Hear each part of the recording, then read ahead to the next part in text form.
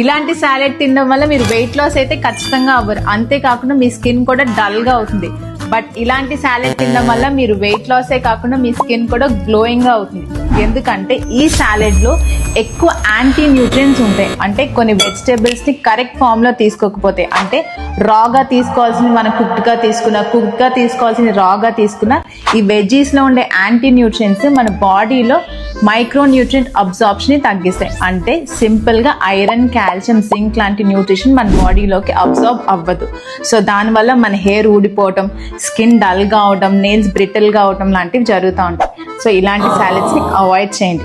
So ఇలా హెల్దీగా salad తయారు చేసుకునేటప్పుడు ఈ 4 పాయింట్స్ ఖచ్చితంగా గుర్తుపెట్టుకోండి. నంబర్ 1, మీ సాలెడ్ లో బోత్ రా అండ్ కుక్డ్ వెజ్జీస్ 2 ఉండాలి.